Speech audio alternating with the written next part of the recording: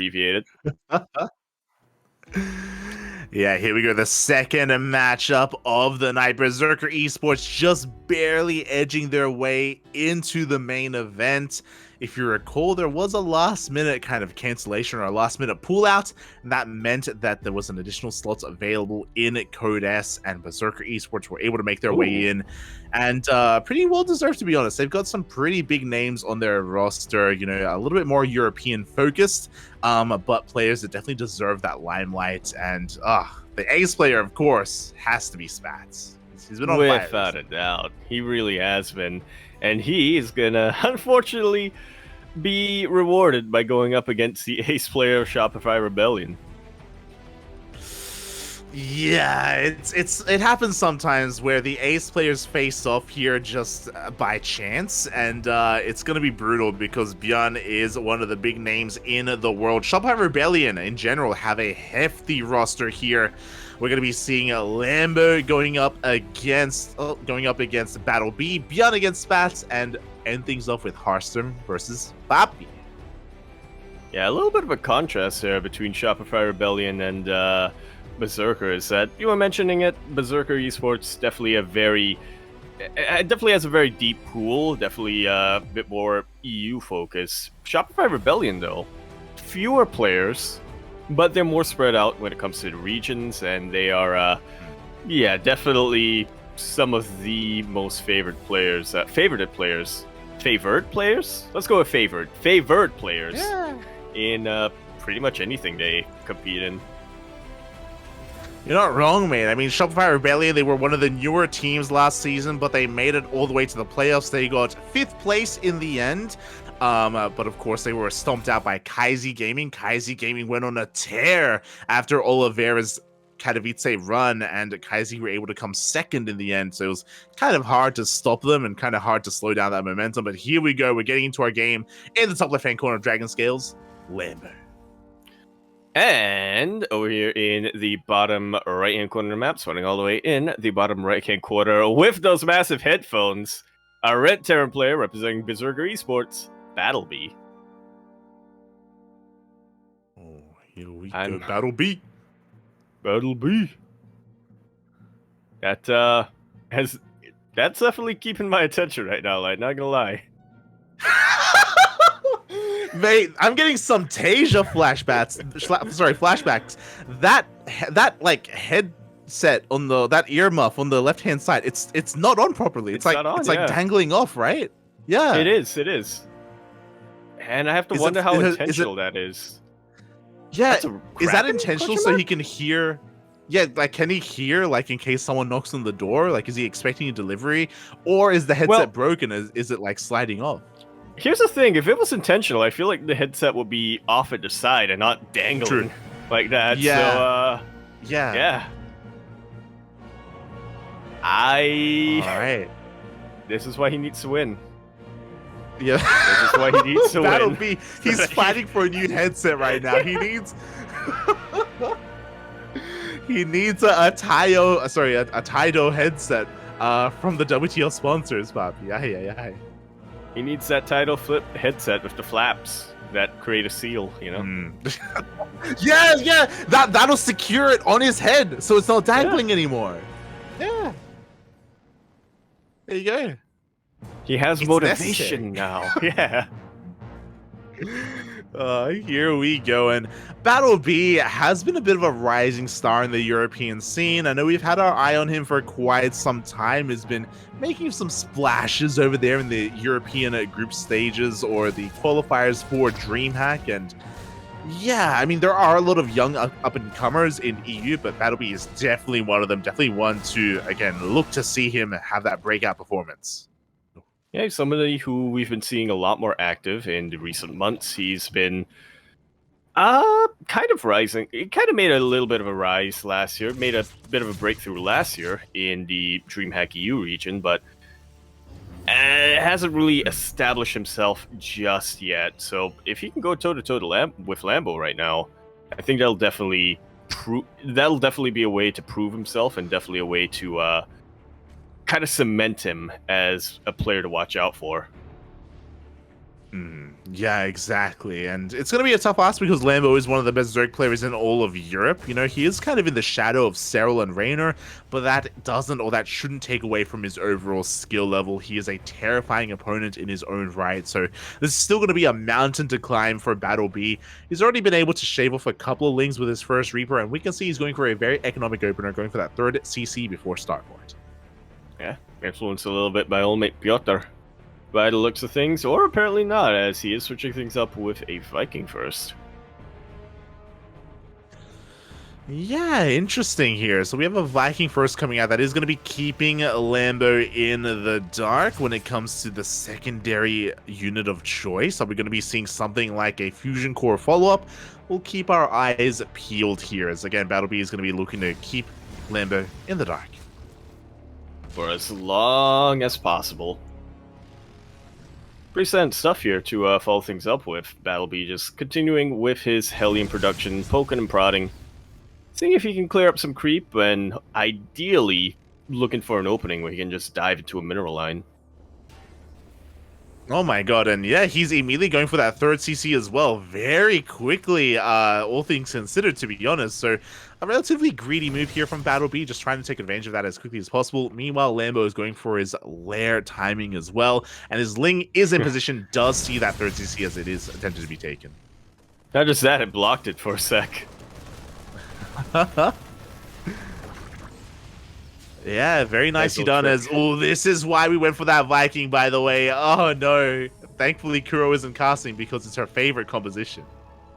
We are getting...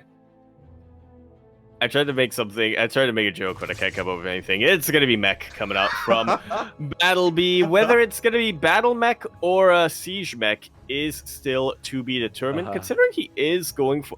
I was going to say, since he is going for Cloaked Banshees, it's probably going to be battle mech, but honestly, you could really go either way with Banshees. You could go siege mech and use the Banshees to harass, or you could go battle mech and grab Banshees to both harass and support your ground army.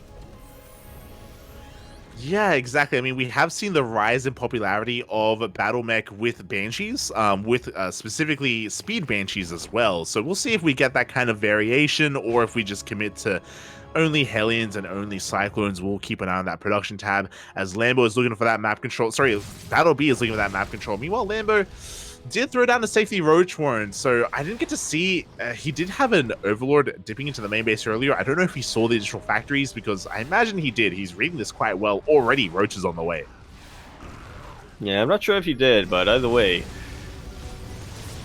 having this many Hellions out and Hellion production continuing is a little bit of a tell. Lambo definitely read this correctly. Yeah, he really did. Meanwhile, there's that Hyperflight Rotors on the way for BattleB, so it is going to be that battle mech with Speed Banshees as well to support.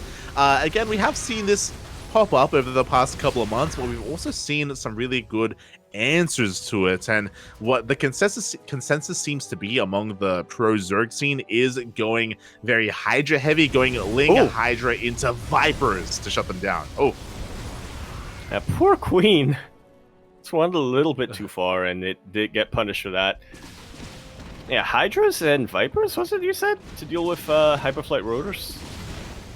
Yeah. I mean, that's what a lot of players have been going for. But Lambo threw down his Spire earlier, and there we go. The first wave of mutas are on the way.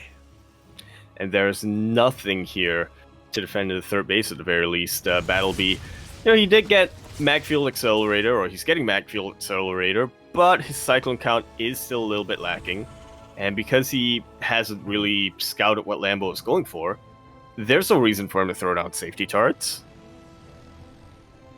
Yeah, I mean, these mutas have gone unscouted and they can do a lot of damage. There are a couple of Cyclones on the field, but honestly not too many of them. One Cyclone already being focused down by those Roaches, and the mutas, they've got some options. They can go for the mineral line or they can go for the army, and it looks like they're going across the map.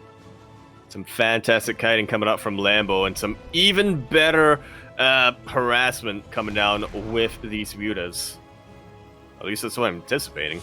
There's no defenses. Yeah, here we go. They delay the fourth CC that was on a location. They're going to be diving into that mineral line as well. 8 SCVs already going to be going down. They go into the main base. At the same time, Lambo is pushing forward with his Roach army. With his Roach Army, with his Queens to back it all up, everything's being sent to the other side of the map. BattleB is trying to slow it down as best he can with those Banshees, but they've already made a foothold, and he's already lost 15 SCVs.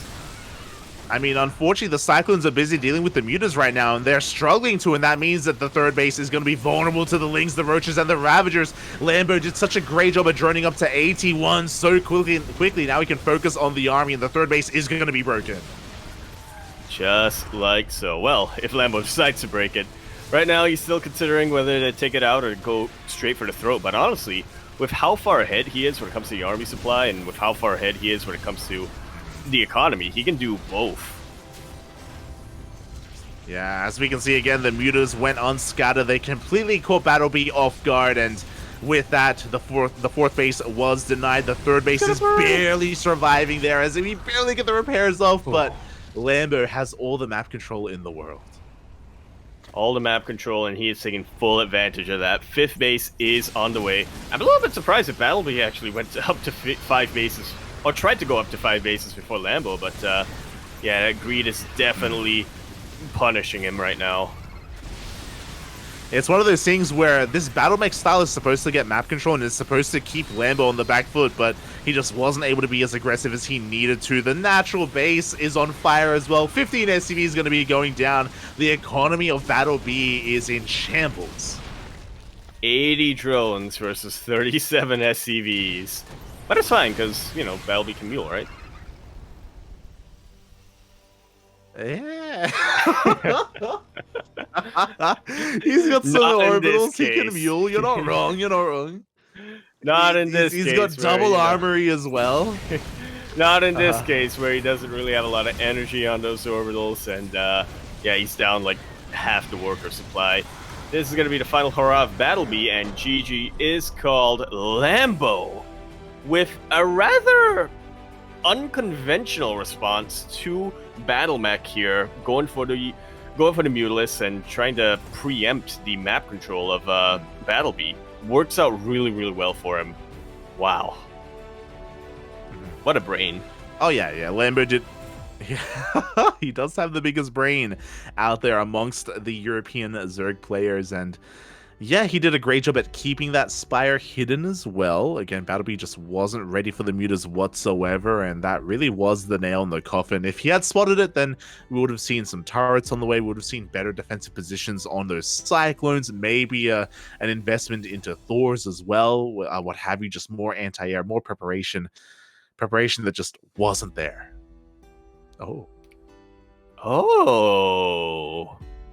And this is an interesting choice here coming down from BattleB. We are going into Neo-Humanity, and I kind of felt that that battle mech style that came out from BattleB was more of a map-specific thing. It was going to be more of, okay, if we're going to be on Dragon Scales, which has a pretty short rush distance, I might as well take advantage of that and go for a battle mech style, but BattleB wants to continue on with these very, very short, tiny maps.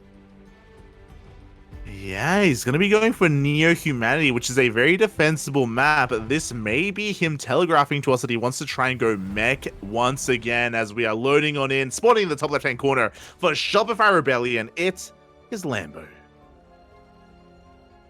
And it's running over here in the bottom right-hand corner of the map, our red Terran player representing Berserker eSports, BattleB. One of the most appropriate names, or one of the most fitting name and team combinations. That's what the B stands for, if you weren't sure. Berserker? Yeah.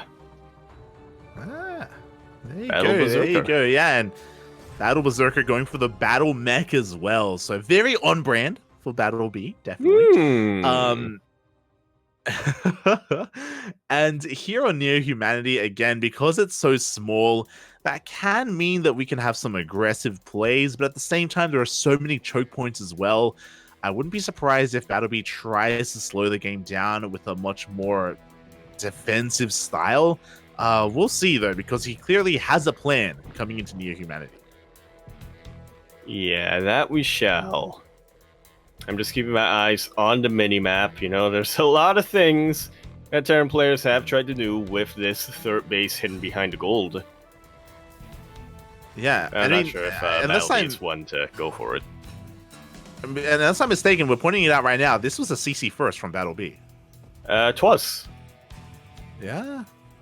Barracks. There we go. So normally, yeah, the barracks normally is finished up already at this point. There you go. So a very greedy opener here from BattleB. Risky as well, because we have seen a lot of Zerg players go for pool first on Near Humanity. So he's kind of gambling, but the gamble pays off here as he should be able to get away with it. Even going to be avoiding that Reaper as well. Oh my God. He's playing so in the dark right now. So dark that we don't even get player cams. I just... Oh. But it's working out for him. I guess he's recognized that Lambo isn't really one to go overly aggressive.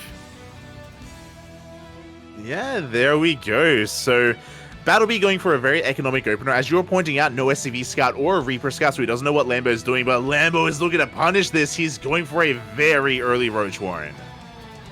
Yeah, well, even though BattleB wasn't able to scout, Lambo has, and like you said, he knows that this was a very greedy opening coming out from BattleB. The wall is not a wall! Ooh, the wall is not a wall. The Lings, they do get in. They're causing a little bit of havoc here. A lot of lost mine time on these SCVs. No SCV kills, but damage is done nonetheless. And he confirms that the wall is still not a wall, funnily enough. Forces a little bit of lost mining time, forces these Marines to be on a little bit of wild goose chase. 9 roaches are now on the way, and without any cyclones or tanks or banshees, there's no way BattleB defends, right? Or even bunkers. That's the thing. Here we go. The roach is now revealed to the first Hellion. Now BattleB's fully aware of what's going on. He needs to prepare back at home. He needs some bunkers to hold the line. He is looking to evacuate the low ground, thankfully. But is this going to be done in time?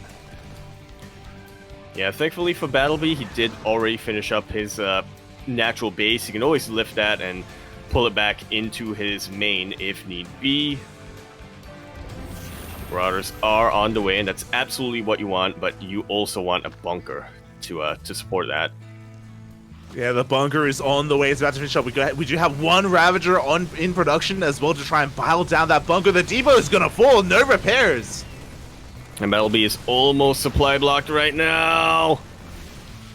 Lambo, completely bypasses the bunker, unfortunately, and yeah. Now this mineral lime is looking ripe for the picking. Exactly. Even though these roaches will eventually be cleaned up, they've already done so much damage. 6 SCVs going down and counting. The bile in the mineral line as well. Gonna be connecting on the mule. The mule and so many SCVs. This is... I want to say game-ending damage, but you never... I want to say this is game-ending damage, but we'll see. Maybe I'm huffing too much copium, but BattleB, you know, if he turtles up, if he focuses on his economy, the problem is Lambo is now saturating his third base, so... Yeah. I mean, I would say that if BattleB had gone for a 3cc opener... Oh, there we go. We get the cams. Finally, they're upon us. But if he had gone for a 3cc opener, then maybe he can come back. You know, he'd have triple mules, triple SCV production. He would have a much more economic kind of foothold in this game.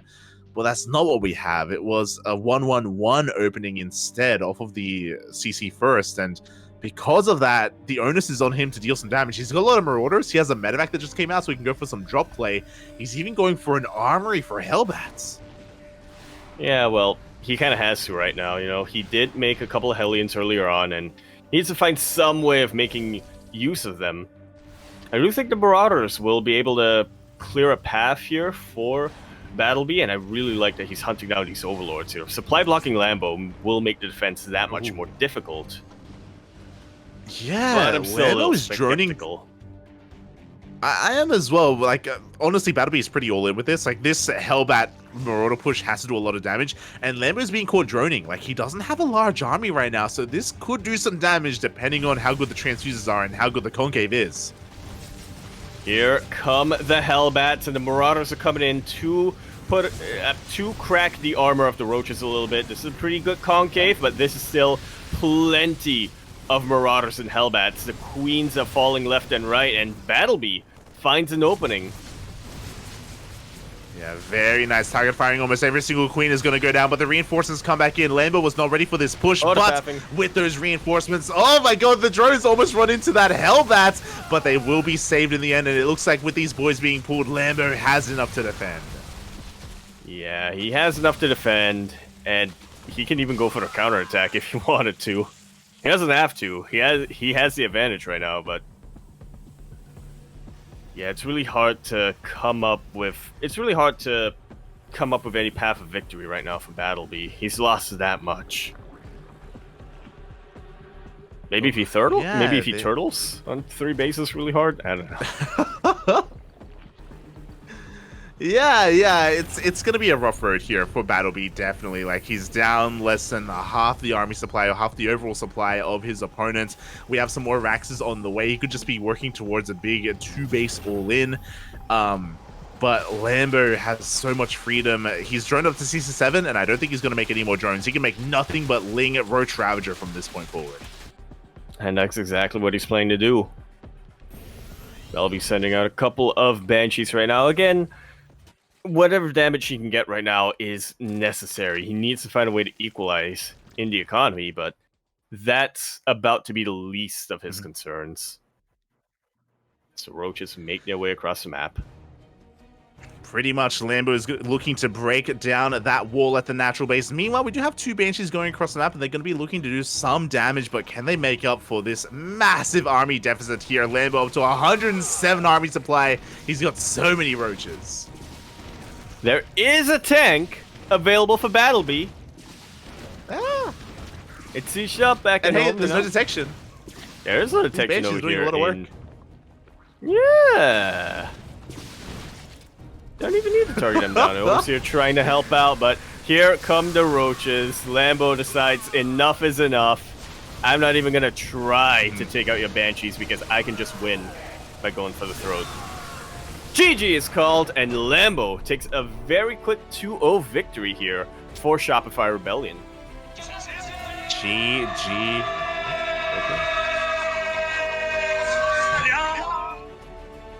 I love the little clap that he had there and the slight smile right at the very end. There you go, mate. There you go. Lambo doing quite well here in the first series. Powerful play. Again, he did come in as the favorites, but BattleB was looking to fight back. And yeah, just really unfortunate game number 2. It was a bit of an anticlimactic end to the best of 2 just because of how crippled BattleB was after that roach push, or after that roach timing. So yeah, a bit of a rough game 2, but BattleB at least was able to get into the swing of things in game 1. But just Lambo, too solid. Too solid. Too solid, too mental question. I don't remember what the stats were for Lambo. So, I believe he had 69. He was at 69 overall, yeah. Which meant that he was 1 point away from being a higher tier than BattleB. Just a little bit off there, but yeah, well done by Lambo. He does have he does kind of create a really good start here for his team, for Shopify Rebellion, as we get ready for the second matchup. The ace players are going to be facing off here. ByuN versus Spatz. Yeah, our aces coming down tonight. And this is gonna be rough, to say the least, for Berserker eSports. Spatz, obviously, he has been rising a lot. He has been a lot more active in online events in the past couple of months, but when you're up against ByuN, who probably has the best TVP, I'd actually have to double check those stats, but I believe when it comes to TVP, yeah, I think it's actually ByuN, because he's pretty much a kryptonite to Hero specifically. Yeah, exactly. Like, ByuN has been showing us a pretty wide breadth of TVP recently. In the OSC King of the Hill, he was looking on fire, taking down a Protoss player after Protoss player. I remember Asher being quite happy with that. Yeah. He was learning a lot from ByuN. Yeah, it was like Protoss after Protoss showed up, European Protoss specifically, being like, yo, let's go Phoenix Colossus. and every single time ByuN would just meticulously pull them apart with his multi-prong aggression. It was very impressive to see. And Spatz, he's gonna have to prove himself here, even though he's been really impressive recently, and he is the ace player on Berserker for a reason. Going up against ByuN is still going to be a tough ask. But hey, he has the mental advantage. He apparently, Just question mark, peeking out a little bit over there, you know. Yeah, he's got that mental over his opponent. ByuN with a 9 in offense. We've said this before. ByuN should at least be an A tier player. Like, what's going on here? Like, we need A10. This is a very strict banding. Yeah, 76 is still considered a B. I'm shaking my head. Ay. So, yeah, he does have quite a number of points in offense and micro. I feel like we deserve a 10 and at least one of those at least. And micro, I feel like they're being quite. IMO. It should be 100%. And they're doxing him on strategy, which I don't think that's fair. I think ByuN has shown that he can be quite unique when it comes to his builds. Yeah, I definitely agree with that. It's something you don't really notice too often, I think, when it comes to ByuN, just because when you watch ByuN play, it usually is just his sheer mechanics that you really that really comes forward. He's not somebody who you think of as somebody who's as sneaky as someone like Gumiho, but he can definitely whip something out. Whip something very unconventional out. But that, of course, is what we're going to be looking at here, because in the top left-hand corner of Gresva, and a blue Terran player representing Shopify Rebellion, ByuN. And spawning in the bottom right-hand corner for Berserker eSports, it is Spatz.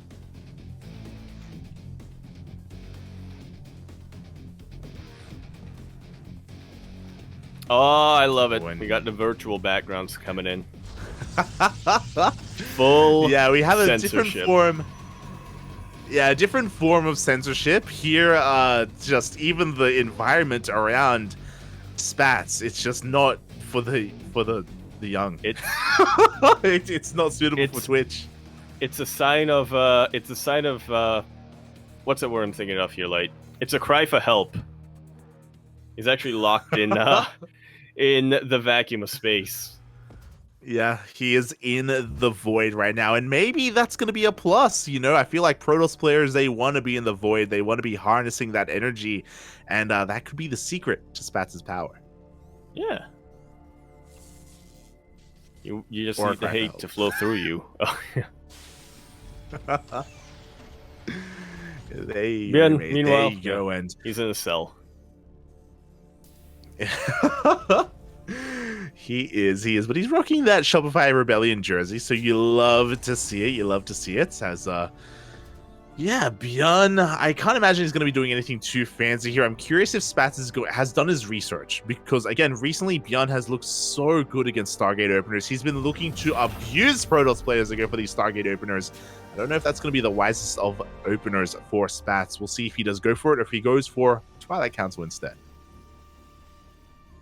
Yeah, I think both openings have been pretty common in PvT nowadays, but Spatz isn't going to go for either of them, at least not in the way we might expect. Yeah, he does have a cheeky probe hidden there in the bottom left-hand corner of the map. We do see the Reaper is going to be dipping in for a bit of a scout, going to confirm at least the Reaper Cliff wall off as well. Trying to dance against this Cadet, but is going to... actually does bypass it. Oh my god. The dance has worked, question mark? I mean, ByuN wasn't really able to go deep into that main base, but at least he keeps his Reaper alive. Can come around later later on to go for a follow-up scout. Yeah, Spatz does know that his Twilight Council is hidden for the time being, but we have a couple more Reapers on the way, some Hellions as well, zooming across the map. It looks like ByuN is maybe getting ready for a drop as we have Widowmines on the way in production, something that we were missing from Spirit earlier in the day that we did kind of take note of. So ByuN going for a much more standard response, standard opener. Yeah. It's going to allow him to make sure he knows exactly what Spatz is going for. In the end, Spatz decides not to go for the proxy. Yeah, no proxy. Blink is going to be on the way. The Robo being thrown down as well. We'll keep an eye on that gateway counts if he does go up to 4 gates or the much more normal 3-gate opener. The Reaper is going to be poking the front wall. Actually do take down one of those probes. Yeah, not too bad, not too bad. ByuN, of course, unable to dip in for a full scout, but like you were mentioning, that's why we have this Widowmine drop being set up. Only 2, so he's not really looking to get too much probe damage. It is just to make sure he knows what tech Spatz is following this up with, as the medevac goes completely unscouted. There we go. The Adepts are trying to do what they can as they do slip out across the map, but they're not really going to be able to do too much. Nice control there from ByuN. He does save that weakened SCV. Meanwhile, the drop was confirmed by this Stalker at least, and ByuN is going to keep it here in the dead space. Oh, he is just waiting. He's waiting for the most ideal moment when he can come in with his Hellion and Reapers to really distract Spatz. Oh, like so. He's distracted! He's distracted! No! Hyper distracted. Both Widowmines borrow! And both of them go off. 6 probes go down. It could have been a lot worse, but yeah, it's still not a very good start right now for Spatz. And now the jig is up. ByuN, he confirms the 3 gateways at the natural. The 1 gate in the main. It is going to be 4-gate Blink Stalker from Spatz. Very committed. He's looking to do a lot of damage with these Blink Stalkers across the map. But ByuN is aware he should be getting ready back at home. Yeah, I mean, he confirmed the Warpism as well, if I'm not wrong. The Widowmine's coming in for around 2. But they're not going to get as much damage as earlier on. I can't believe that Widowmine got into the medevac. Yeah, there we go. The medevac does get taken out. Meanwhile, the Blink Stalkers do get into the main base, but they do get denied here as Marines were in position. Did lose 5 SCVs to be fair, but Spatz was looking for a little bit more damage, especially after losing so many probes. Oh, and a couple of them are idle even. Okay, fix that. And I have to agree with you there, Light. Yeah. Spatz is able to get himself back on equal worker counts, but considering ByuN already has... He's setting up a 3rd orbital command, if I'm not mistaken, but, you know, right now he at least has 2, and he has mules in his, at his disposal. Spatz is still very far behind when it comes to the economy.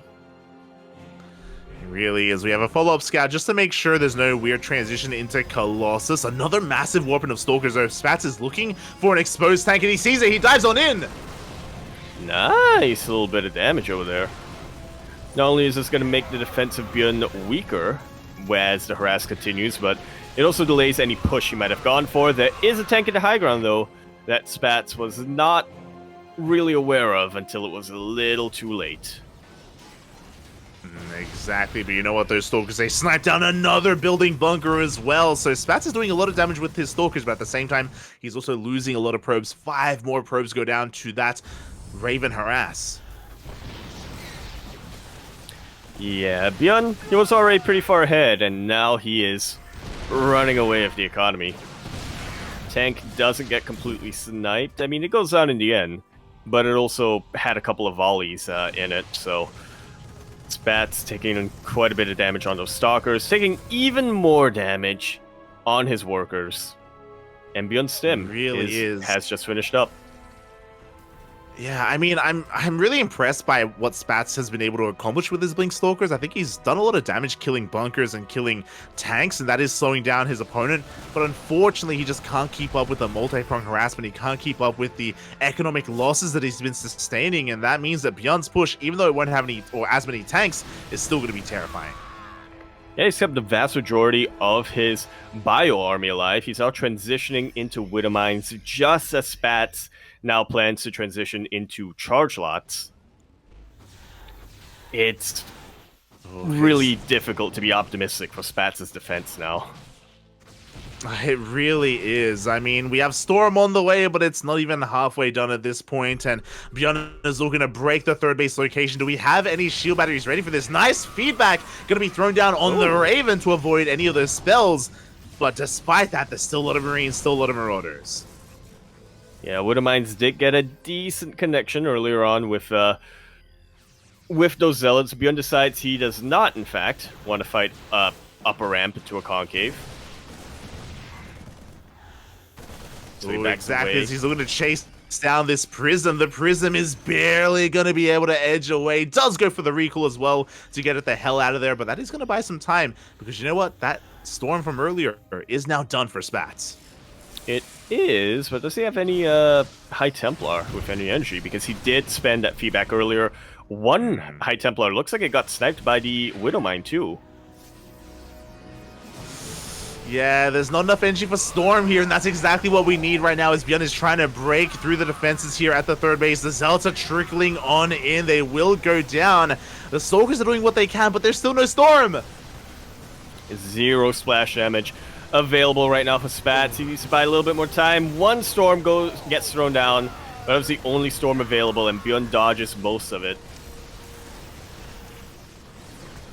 Wow, GG is called. GG gets the pulled as Widowmine snipes the Warp Prism.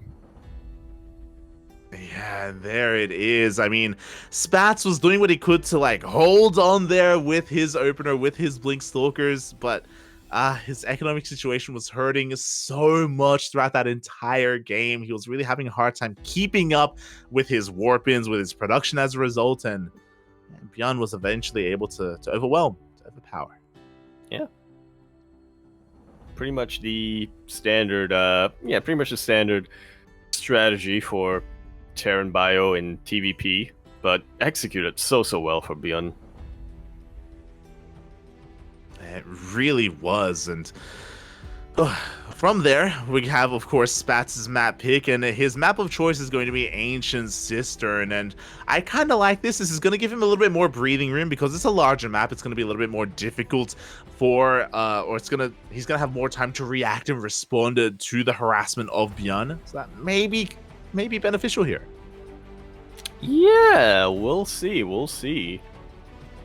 Ancient Cistern is a very defensive map, all things considered. There are a few more openings to the third and fourth bases compared to some of the other maps, but the bases in general are pretty compact. There are a lot of choke points you can take advantage of, and we'll see how that happens as we load on into the top right-hand corner map. We have our blue Terran player representing Shopify Rebellion. It's ByuN. And in the bottom left-hand corner from Berserker eSports, we have Spatz. I guess it's important to note right now that Spatz has to win this map in order to keep Berserker eSports still in this. ByuN wins just one. That's a confirmed victory here for Shopify Rebellion. Yeah, Berserker eSports, they are up against the wall right now. They needed to win this game to have a chance to win the series. So the pressure is now on Spatz to bring it all back here. Not going to be easy, but again, I want to believe that Spatz can make a series out of this. I want to believe he can fight back. I want to believe that he has some better chances on Ancient Cistern. Yeah, we'll see. Again, it is his map pick, or it was his map pick. So you gotta imagine he has something planned here. Oh, definitely, as the first probe is going to be going across the map just to tase away and be a little bit annoying. Meanwhile, ByuN is switching up his openers a little bit, is going for a double gas opener instead, so not economic. ByuN looking to be a little bit more aggressive initially instead. Yeah, looking to get a lot more probe damage early on. Yeah, as we can see, the factory is already on the way, and the starport is going to be much faster as well, so interesting that on a larger map, ByuN isn't going for the Vax Expand. Interesting choice. So maybe he was just testing the waters in game one, recognized, hey, this guy's having a hard time keeping up. Let's just turn that up to 11. Yeah, those were 2 vanilla Widowmines at the start. I would like to remind everyone that was able to get 6, that was able to take out 6 probes overall, so yeah, ByuN turns an aggression notch a little bit higher. I mean, what is higher for ByuN? His offense was a 9. If he turns it all the way up to a 10 right now, could work out for him, but it could also backfire spectacularly. We'll see. We'll see if Spatz can keep up. Maybe game one was a bit of a warm-up for him, as interesting, on Ancient Cistern, he's once again going for the Twilight Council opener. He wants to be active, he wants that map control, he wants to make use of those stalkers, and we saw he did do a lot of damage with them. Oh, he's even able to bypass those Reapers and sneak out with that probe. Yeah, not too bad. You keep that probe around for a follow-up scout, or if he so desires, you can throw down a pylon and a building. Yeah, he could. He could throw down a proxy pylon if he so chooses to, and I believe he just did, actually, if I'm not mistaken, on that minimap. So here we go, the Reapers and the Hellions going to be knocking down at the front door. The Stalkers and Adepts are in position, and there's no way in, but we have that medevac Widowmine drop behind this. Twas a pylon being thrown down, and that is a gateway. We're going to be getting some very fast warp-ins here of Bling Stalkers. It's 100% going to be on ByuN right now to be able to scout this, winning the micro battle against the Adepts. Which, what else would you expect from ByuN? Exactly, because he deserves a 10 in micro, WTL. Shaking my head. As ByuN still hasn't made his way into the main base, though, so he's still a little bit in the dark, doesn't know what the tech of choice is, and hasn't spotted that proxy either, as he's still going for that mine drop. It looks like he's being fended off by that Stalker, though. He wants to get that kill, though. He wants it. Yeah, he wants to win another micro battle, and he is gonna get it. Why is his micro N8? Shaking my head. Mine drop does come into the natural. This time we have a reaction, though. Only a single probe is going to be going down, and I wonder if ByuN did realize. Oh my god, he goes for another drop. Up. I'm trying to go for a bit of a follow-up, and he does also send his Reaper into the main base, so he does get that full scout. He does see the Twilight Council researching, and this should be ringing a couple of alarm bells.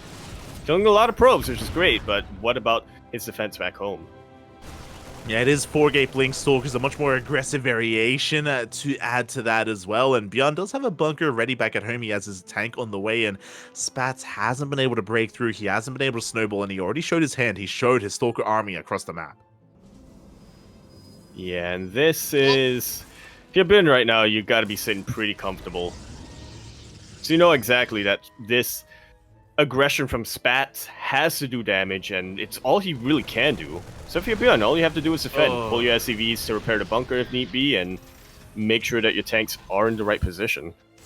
Exactly, and he's forcing so much lost mine time. 4 probes are going to be going down in the main base. At the same time, Spatz is trying to find some damage, but he took some tank shots to the face. He still hasn't broken the natural. There's a lot fewer probes than I thought that mine hit got. But still, 4 probes at this stage, it does stack up. Second tank is coming onto the low ground, and that's going to help the defense even more. Spatz is now forced to warp in defensively, and now there's no reaction to natural. There's still another mine that just reprimed. That is the game-ending mine hit. 11 probe kills, and Spatz is all in with this. Like, he was pretty all in with how much damage he had to deal, and he only gets 5 SCVs. Even last game, he was able to reset the tank count time and time again. This time, though, he doesn't really deal any critical damage at all. Oh, look at that. Spatz is so starved for gas, and now he's warping into depths. Yeah, and the Adepts, you know, they can maybe try and get some economic damage. It looks like... Oh, he's actually diving on top of the tank! Yeah, unfortunately for him, there is a secondary tank. There's a little bit of friendly fire there, so ByuN loses 1 tank, but Sim is on the way. He still has a very healthy, marine count, and all he has to do is make sure that the rest of his tanks aren't placed in a position that's too vulnerable. Yeah, so 1 tank goes down. He snipes the +1 as well, and here we go. We have another commitment to the shade. The Stalkers, they blink on forward. They take down the second tank. Slowly, damage is being done here, and we do see the Stalkers are going to have a little bit more freedom in the natural. Yeah, that was a kill, not a cancel. Can Spatz stack up the damage to find himself back on equal footing? Well, we'll see. He has to right now. He really does. Behind this, we have a third Nexus being thrown down. It's on the way. Spatz is trying to macro out of this, trying to contain ByuN. But if you look at the production tab, we have some medevacs on the way. Soon, ByuN is going to be looking to counterattack. And I don't know if Spatz is really going to have too much, as we do have a Raven showing up across the map. Yeah, throwing out its auto turrets to just catch these probes wherever it can. getting a little bit distracted by the auto turret means that the Raven will survive and will be able to come back in to continue to be annoying. ByuN has just finished up Stim. Medevacs are still a little ways off from the looks of things, but a push is coming, and I'm not convinced Spatz has what he needs to defend against it. What's important is that Raven sure didn't do a lot of economic damage, but it forced the recall, it forced Spatz to turn around and go back home, and that means that ByuN has the freedom to move out. Now there aren't any stalkers to slow him down, to chip away at his army, to pick off these drops, and ByuN is even gonna come across his proxy. Yeah, really important for him to catch this proxy, because once he goes for the push, this is going to be the only way for Spatz to go for any counter damage, and he just prevents that possibility outright.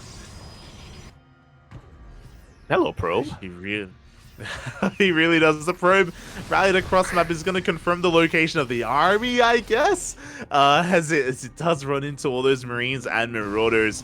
We do see a bit of a transition. We have more gates being thrown down, charge on the way, so Spatz is still heavily reliant on a gateway composition. That's scary because he doesn't have Storm, doesn't have Colossus, doesn't have Disruptors, only gateway units. Doesn't really have much of anything, really. He's about to have Blink, but how many Zealots can he realistically warp in? Yeah, we'll see how much of an army he can muster as ByuN is going for that counterattack that you were talking about. He's finally pushing out across the map with 3 tanks, all these medevacs, Marines, and Marauders, and what is there to defend back at that third base? There's no shield battery! Can't afford a shield battery. He's got an Immortal, and a Warp Prism, and a whole lot of gateway units, but that clearly is not going to be enough. GG is called, and ByuN takes that series and takes the victory here for Shopify Rebellion.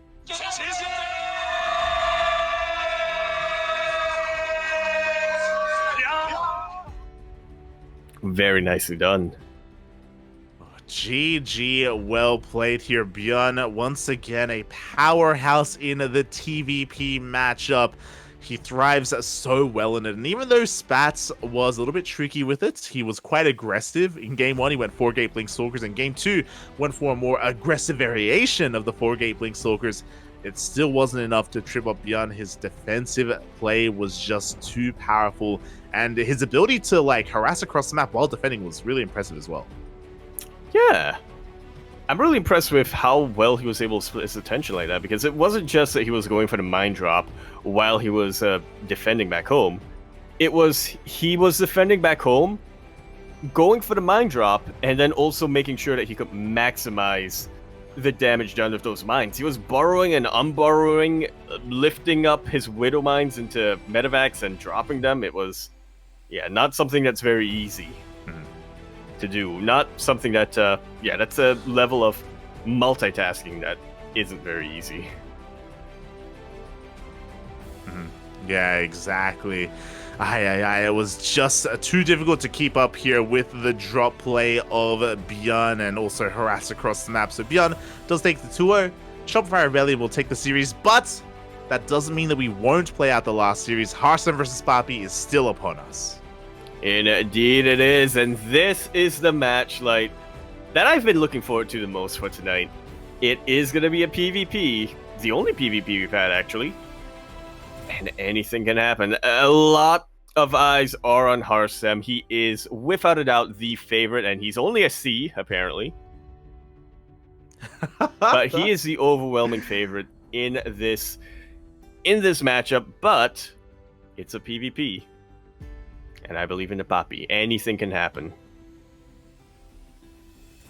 Anything can happen in a PvP. You're not wrong, mate. You're not wrong. Harstem is, of course, the favorite overall. He's a great player. He's a great content creator. He's a great caster. He is a man of many hats. It's a great capital. Yeah.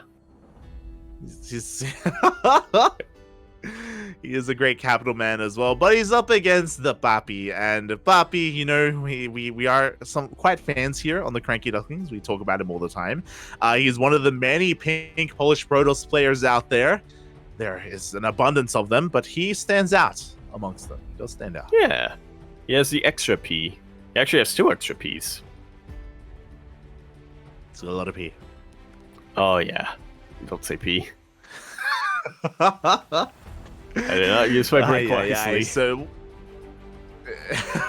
No, Yaku. Oh my god. I mean, there are no lobbies to join. If you do need to go, don't hold it in. It's okay. As we're getting ready for our final set here, game one is going to be on altitude, and altitude, despite it being large, also means that there's quite a lot of room to proxy. Indeed, it does, as we've seen earlier today between Firefly and Cham. Does PAPI have something similar planned? We'll see. It is a PvP. It is that PvP, so we'll see if it's going to be enough here as...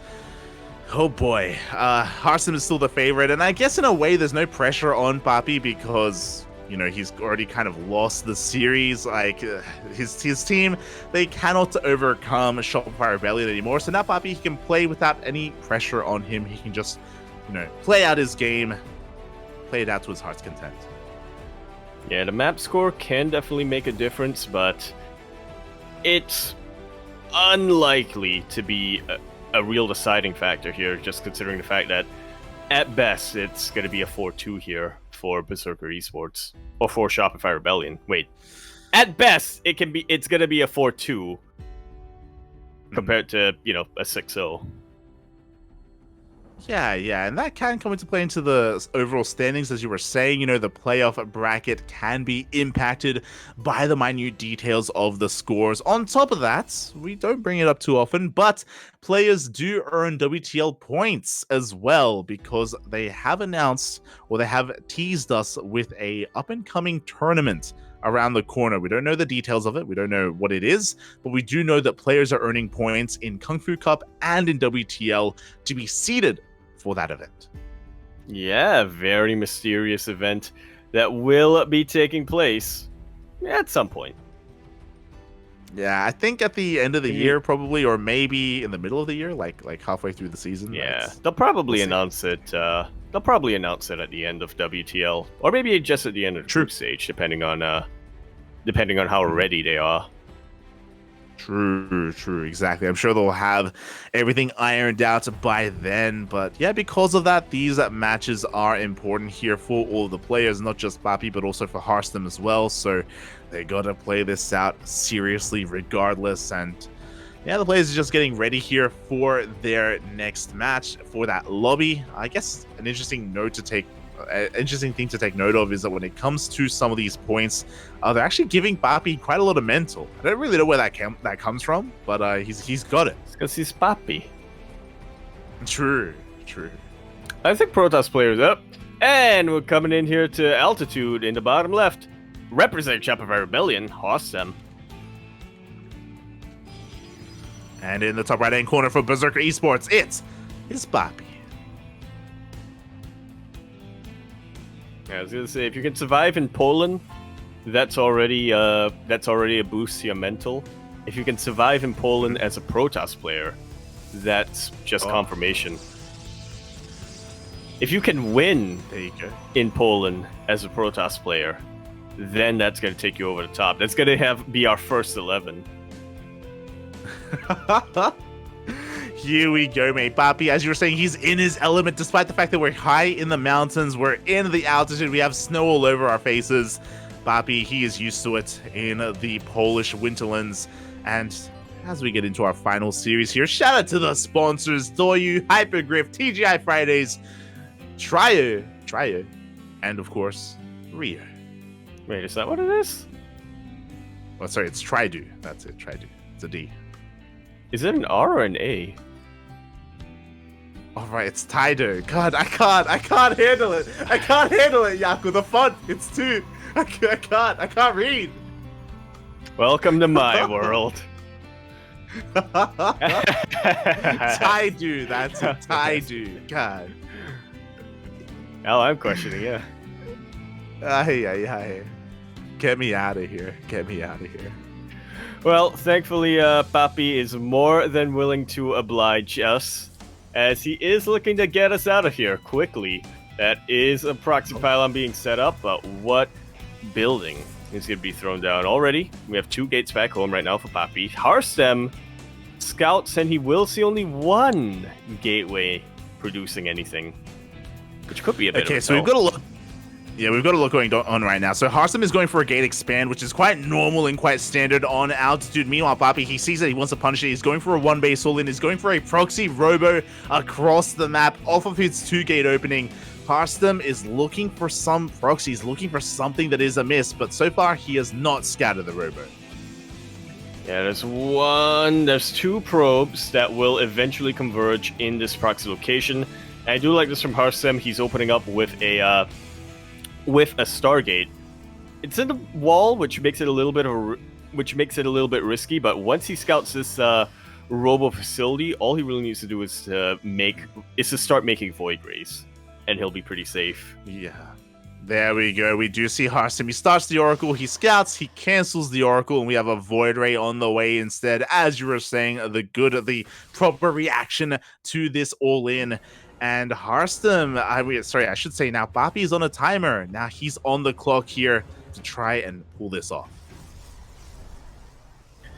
Yeah, he does need to make sure he doesn't take any unnecessary risks. He doesn't make any micro mistakes here, because again, this is a very exposed Stargate location. Oh, it really is. But you know what? Despite the target firing, the Immortal is going to be focused down by the Void Ray, and it goes down already. Yeah, at the cost of 2 probes, I don't think it was worth it for PAPI right now. He's going to try to get a Warp Prism to give him a little bit more micro ability. He's sending more reinforcements across the map, but this 1-base all-in has not at all paid off yet. Yeah, this is not a good start for Ome PAPI. I mean, he does have that Prism for that micro, as you were saying, to try and juggle these Stalkers as best he can, but we have a Shield Battery. We have an Overcharge if we need it as well, and we haven't quite popped it yet. Harstem being very careful with his units here and just waiting for that moment when he doesn't need that Overcharge. I like this idea from PAPI, just trying to bait the Void Rays out of Shield Battery range by sieging up the Warp Prism. Oof. But Harstem is too big of a brain. One Void Ray will go down by some very good target firing from PAPI, but a second one is now out to replace it.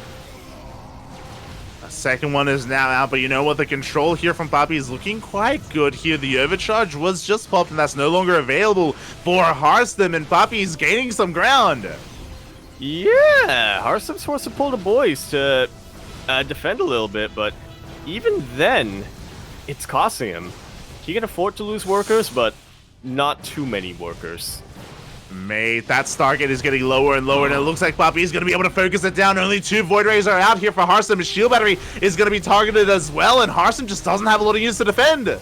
Not just any Shield Battery, but the Shield Battery that had full energy. Battery Overcharge is still on cooldown right now. But Harstem is starting to make Immortals. He does have Immortals on the way, but can he survive long enough? The boys are getting taken down one after another. That Stalker count from PAPI is getting higher and higher. He does once again break the natural. The shield batteries are going down, and Harstem is forced up the ramp into his main. And it looks like with maybe just one more round of warp-ins, PAPI will be able to overwhelm. The Void Rays are insanely low, but the Immortal is super, super scary. Warping of Zealots to tank a little bit of damage is a nice touch, though, for PAPI. Yeah, the Zealots are going to work so well here against that Immortal, against the boys being pulled as well. We do have a second Immortal coming out just in time for this fight. We have the high ground as well, and Harstem is forcing PAPI out of his main. But here at the natural, there's not really much to support his army. Yeah, I'm not sure if pushing up that ramp was the best idea there for PAPI, but now that he's forced Harstem on open ground, things are definitely going in his favor. Brilliant. They really are. Brilliant force field. Yeah, it's going to be locking these Immortals out of the natural. There's only one Void Ray left as well. We have a third Immortal in production, but it looks like the natural base is going to be shut down. We do see Harstem's trying to hold on, though. He's trying desperately, but the force fields are way too good. Sentries once again proving themselves as the best unit in the entire game. The Void Ray goes down, but there are still 3 Immortals. It's a lot of Immortals. We have another force field here on the ramp. Going to be cutting that Immortal count in half here. We have another Immortal coming out from PAPI as well. Is it going to be enough? Can he dive on top of these units? He can with some juggling. Very good juggling. He has almost reset the immortal count. I'm loving this micro coming out from PAPI. He's fighting with everything he's got right now. Every bit of focus that he has is on microing his units. But now Warp is about to pop out for Harstem. Yeah, Harstem, he's got one immortal to his name right now. We're running out of units for PAPI. Bear that in mind. Oh, and it looks like with that force field, PAPI loses his immortal. Very important pickoff right now for Harstem. They're on just about equal footing right now. There's one Stalker and 2 sentries right now for PAPI, and that's all the anti-air in this entire fight. Yeah, he doesn't have a lot of anti-air. Here we go, he's going into the main base. The boys are being pulled to surround that army, and with the boys being pulled, is it going to be enough to focus everything down? Harstem, he's about to have a second immortal coming out as well. Right on top of the rest of this army. Zelt's is definitely tanking a lot of damage right now for this immortal. How well can PAPI micro is the question. There's no production anymore for Harstem, and a second immortal pops up for PAPI. GG is called, and PAPI will put a point on the board here for... For Berserker eSports. I had to double check for a sec who we were up against, because man oh man, that was intense. That went down to the wire. That was a very close all-in from PAPI. He was losing a lot of Stalkers, a lot of Immortals. It all started with him losing an Immortal for free, essentially. It was not a good start for PAPI whatsoever, but Harstem, maybe not respecting the all-in enough, didn't really work on his gateway account too hard. He delayed his own robo. He didn't have a shield battery. He didn't have a forge for cannons either. A little bit lax in his defense, is punished for it in the end, and PAPI instead puts a point on the board. Yeah, what did we tell you? Them pink bullish Protoss players, and especially PAPI, they are unpredictable. They can really come up swimming, especially like you were mentioning, in a scenario like this where there really isn't much to lose. PAPI just commits everything, and commits everything and is able to do well for his team. I know there's a phrase that is slipping my mind. It's like represent, but no, not represent. So you know. So when you make a PAPI proud, you know, that kind of... Yeah. Is there a phrase for that, you know? Oh, the opposite of neglect. Spawning in the bottom left-hand corner of Ancient Cistern, representing Shopify Rebellion, we have Harstem. And over here in the top right-hand corner of the map, putting a point on the board, we have, representing Berserker eSports, PAPI. Here we go. So PAPI already doing more than was expected of him already in this series, taking that game off of Harstem. Maybe Harstem spending too much time reviewing T. Not enough time. Yeah, Harstem, you know, he's shaking his head. He cannot believe he lost that last game. He cannot believe you just called him out like that, is what it actually was. But, yeah, you know, Harstem, I did like it, a little bit I wanted to review more T. Spending a little bit too much time coming up with fake identities for EBA. Oh, true. Oh my god, we love you, Harstem. We love you, but, Capital. You'll always be the capital in my heart, Harstem. True. Oh god, but of course his honor is still on the line here. Like, again, it's not the most important thing for Harstem to win this series or to take games, but you know, they're Maligulac points. You want to hold on to them. There's that pride come down, you know? Shopify Rebellion. They're a team known for just sweeping through the group stage, and would have almost swept through the playoffs as well last season, if not for Oliveira. But yeah, there is that little bit of personal pride, there's that little bit of team pride, and there's that little bit of you know, wanting to get WTL points. Oh, and mate, Harstem is upset. He's bad. He is angry with that proxy robo being thrown down. this is essentially the same opener that PAPI did in game number 1. We do have the 2-gate into the proxy robo. Bearing in mind, though, that Harstem's proxy robo is a little bit further out, especially because Ancient System is a larger map. So it is going to take a little bit longer to really reinforce and to get that pressure going. But regardless, this is a very aggressive build here from Harstem. It really, really is. He's about to show PAPI how it's actually done. Mm-hmm. I mean, again, PAPI, he kind of struggled to end it. You know, that was a really close game, all things considered. And oh my god, PAPI is going to come across the robo! Just like so. Oh, man. That is some unfortunate pathing if I've ever seen one. Well, unfortunate for Harstem. Very fortunate for PAPI. That was a pixel away from not being scouted. Exactly, and unlike the previous game, PAPI did not go for a gate expand, so he's looking pretty safe up in his main base. He responds by throwing down a robo as well for his own immortal production, but before that happens, Harstem wants to be in his face with these stalkers. Yeah, PAPI gonna be able to chase him back a little bit. Hasn't quite done any hull damage, but it's still gonna mean that the push is slightly weaker than it otherwise would be. Once Immortal comes in, however, that's going to change things. It will change things. We do have a bit of a force field here. Looks like PAPI wants to try and shut down this Immortal, but there are just so many Stalkers on the ground for Harstem. Yeah, a little bit of an awkward force field coming out here from PAPI. Not quite able to cut the army in half. So, Harstem does lose his Immortal, though, despite getting a decent amount of gateway kills. Yeah, he does lose it in the end, but the shield batteries do finish. We have an overcharge available as well, so even though PAPI has a bit of a lower army count here, he does have that defensive support here for himself, and he's going to be able to hold on a little bit longer, but he needs to reinforce with more Immortals, with more gateway units.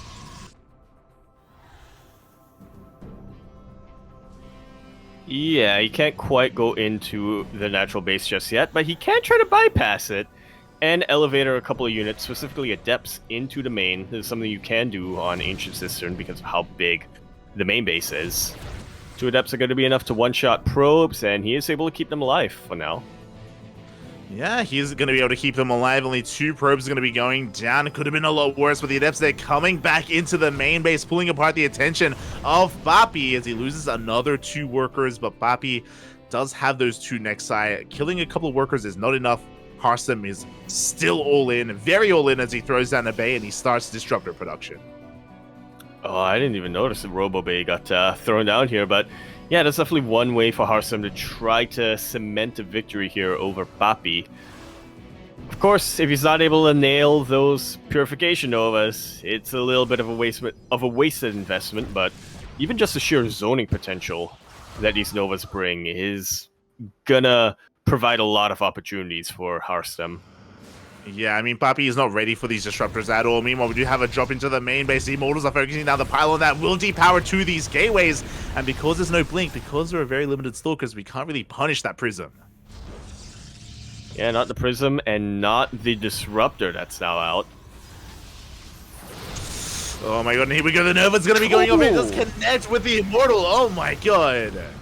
Yeah, Immortal did get saved at the very end there, but GG is called. Harstem is going to tie up the series 1-1, but overall, it's still a victory here for Shopify Rebellion. Yeah, Shopify just looking a little bit too powerful with their roster, but shout out to PAPI for fighting back for his team, for putting a point on the board, and yeah, a game off of Harstem is no easy feat, so I hope he is proud of his results. I'm proud of him. You know, it's great to see PAPI doing well, as, of course, Shopify does take it in the end. Yeah, and honestly, it wasn't just the fact that he was able to win that game. It was a bit of a rarity, I think, of being able to really physically or visually see just how committed PAPI was to restoring a little bit of pride for the team there right at the end. Yeah, it was a really well played. It was a really well played map from him. 100%. So, hope Berserker eSports are proud of their players here, as we're going to be getting ready to look into the matchups for tomorrow. Onside Gaming going to be facing Invictus Gaming, and Team Liquid will be going up against Platinum Heroes. We're done for today, but again, those will be tomorrow's matchups. Yes, a little bit of something to look forward to. Some very high-profile teams going up against each other. And if you would like to predict how those series are going to go, !Discord in the chat will bring you to the Cranky Ducklings Discord server and further instructions of how the prediction game goes down. I'm excited for this one. I'm excited for Ryung versus XY in Onsite Gaming versus IG. That's going to be one hell of a team. That's going to be the two chess masters going up against each other in a TBT. That's the thing. We just don't get enough Ryung, and I want some more Ryung in my life, so I'm looking forward to that match as well. I'm also looking forward to Platinum Heroes versus Team Liquid, but I have to exclamation mark Funada Platinum Heroes a little bit because they are not fielding Vindicta. Shaking my head. Yeah, Platinum Heroes roster tomorrow is Platinum Heroes at 50% of their power. I'm not sure how the math works out because I'm pretty sure Vindicta accounts for like 99% of their power.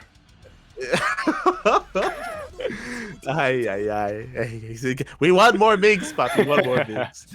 Regardless, GT to all the players and teams that did compete today. Very well done. A great day of StarCraft. And thank you so much, Yaku, as well, for joining me here today. Thank you. 'Twas a delight. I'm delighted to be here from the hospital. Not from the hospital, actually. It was a delight to witness here. Some very, very, very, very close and very, very hype matches that we've had tonight. Very close indeed. And oh boy, I hope everyone enjoyed the broadcast as well back at home. I hope everyone had a great time today. Again, 3 days of WTL in a row. It is merely day 2 here, and we'll be wrapping things up tomorrow. Hopefully tomorrow I will have internet at home.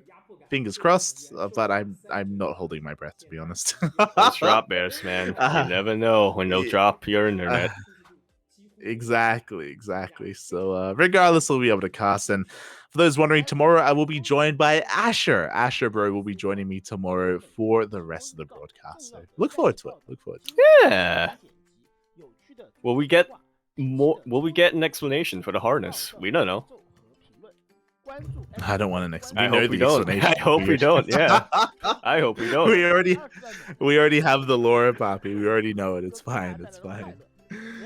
Oh god.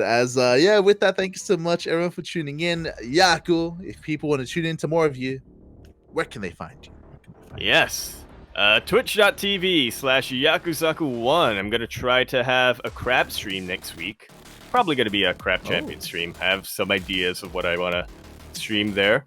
And I'll announce when I go live over at twitter.com/EmperorYakuzaku! !Discord in the chat is where you can find me, Light, Kuro, who has been handling the production this weekend, and also where you can find the prediction game. So I encourage everyone to join.